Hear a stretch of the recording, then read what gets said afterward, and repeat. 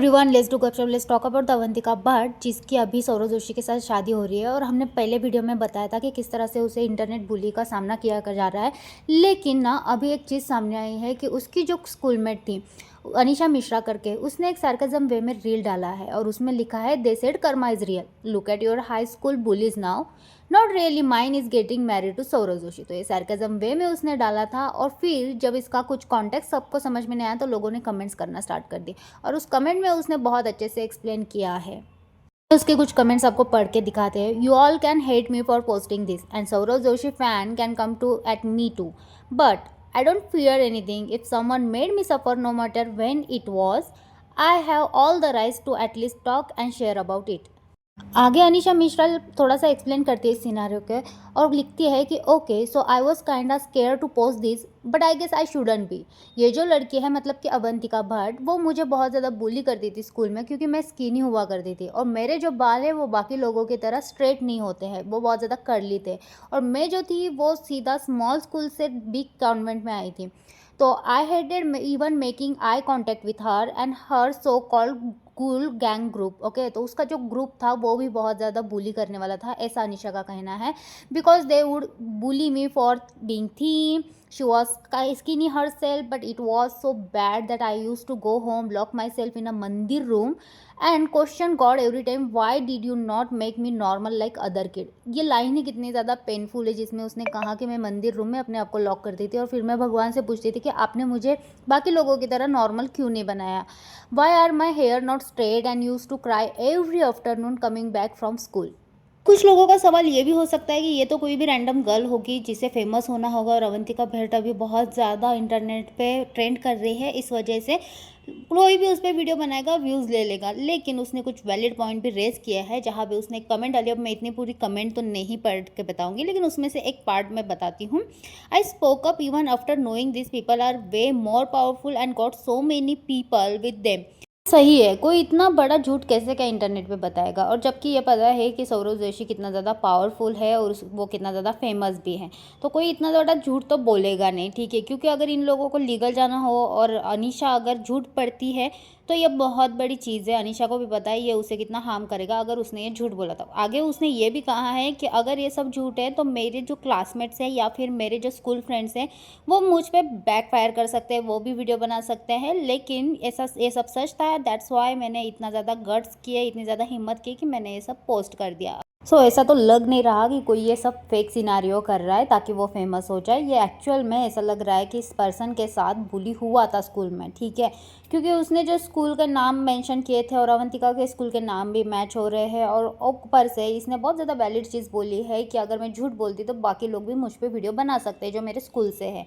It's really sad कि इस person को इतना ज़्यादा बुली होना पड़ा, क्योंकि ये जो स्कूल के बुली जो होते हैं ना, जो चाइल्डहुड में हमें ट्रॉमा मिलता है ना, इससे आपकी ज़िंदगी भर उसे हील होने में बड़ा, क्योंकि आप उस टाइम पे इतना ज़्यादा मैच्योर नहीं होते हैं जितना हम यंग एज में मैच्योर होते हैं। अगर हमें इस बार कोई बुली करता है तो हम पलट के जवाब भी दे सकते हैं। वी नो कि हमें हमारी सेफ्टी कैसे करनी है। ओके, हम इतने ज़्यादा समझदार भी होते हैं कि कौन सी चीज़ों में हमें रिएक्ट करना है और कौन सी चीज़ों में नहीं। लेकिन जब हम छोटे होते हैं ना, तब ग्रुपिज़म जब बनता है तब भी हमें बुरा लगता है और इसके भी लोगों को ट्रॉमा होते हैं, तो वो ज़िंदगी भर कभी न्यू फ्रेंड्स नहीं बना सकते। और अगर आपको आपके बॉडी अपीयरेंस की वजह से बुली किया जा रहा है तो आप ना ज़िंदगी भर वो एक बहुत ज़्यादा ना सेल्फ डाउट आपके अंदर आ जाता है। और जिस तरह से इसने कहा कि इसके जो फैमिली फ्रेंड थे वो भी उससे बात नहीं करते थे क्योंकि बाकी लोग भी उसे भी बुली करना स्टार्ट कर देते थे, इसलिए उसका जो फैमिली फ्रेंड रिलेटिव था वो उससे अगर फैमिली फंक्शन में मिलता है तो ही बात करता था, स्कूल में कभी बात नहीं करता था। तो ये इन अ वे पूरा अकेला रहती थी ये लड़की। एंड आप लोग ना एक चीज़ नोटिस करना, सौरव जोशी के जो भी व्लॉग है ना उसमें जो अवंतिका भट्ट है वो थोड़ा सा रूड वे में बात करती है जब भी किसी से बात करनी हो तो। और सौरव जोशी ने भी ये बोला था कि ये मुझे ज़्यादातर टाइम तो रोस्ट ही करती रहती है, ये जब भी जवाब देती है तो रोस्टिंग वे में देती है। लेकिन इस पर किसी ने सीरियस नहीं लिया क्योंकि सबको ऐसे लगता था कि चलो कपल में ये सब चीज़ें हो ही जाती है, और हम जो लोग होते हैं ना तो एकदम से किसी को देखने के बाद ऐसे जज तो करते नहीं है कि अरे इसने किस वे में बात कर ली, अरे इसने कैसे रिप्लाई दे दिया। लेकिन अभी ये जो चीज़ें बाहर आ रही है ना तो अब जाके फिर ऐसे फील हो रहा है कि हाँ ये तो मैंने यहाँ पर भी सेंस किया था, इसके वीडियो में भी सेंस किया था कि ये किस तरह से रिप्लाई दे रही है। आप ना अभी का उसका आज का वीडियो देखना जहाँ पे उसने साली के साथ इंट्रोड्यूस करवाया था। जब सौरव जोशी बोलता है कि ये हमारी साली है तो तब आप ना अवंतिका का एक्सप्रेशन नोटिस करना and the way she reply वो भी नोटिस करना। ठीक है, वहाँ पे मुझे थोड़ा सा अलग वाइब आई थी उसके बात करने के तरीके से। मैं अभी भी ये बोल रही हूँ कि लोग जो उसे उसके स्किन के लिए बुली करते थे, उसके लुक के लिए बुली करते, वो तो गलत ही है। लेकिन बात करने का तरीका जो होता है वो आपके बिहेवियर से आता है। ठीक है, उसका बिहेवियर आप लोग नोटिस करना और इवन कमेंट सेक्शन में नोटिस करना। लोग ना इन सब चीज़ों को नोटिस कर रहे हैं और पॉइंट आउट भी कर रहे हैं।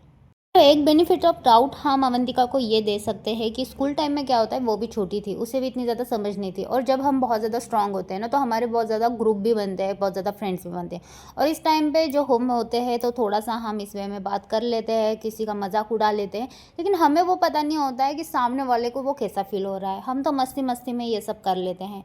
ठीक है, वो एक बेनिफिट ऑफ डाउट हम अवंतिका को दे सकते हैं कि शायद अभी वो नेचर उसका बुली करने वाला नहीं होगा। जब वो थोड़ी बड़ी हुई तब उसे रियलाइज़ हुआ होगा कि नहीं, ये गलत है, किसी के बॉडी टाइप पे, किसी के स्किन पे, किसी के हेयर पे हमें ऐसे कमेंट पास करना मतलब गलत होता है। तो ये एक बेनिफिट ऑफ डाउट हम उसे दे सकते हैं यहाँ पे। लेकिन अगर उसका बिहेवियर अभी भी ऐसा है और जो अनीशा के साथ जो हुआ है उसके लिए तो इसने अपने कमेंट सेक्शन में ही बोला है कि मैं आज भी उन दिनों के बारे में सोचती हूँ तो मैं पूरी तरह से हील नहीं हुई हूँ।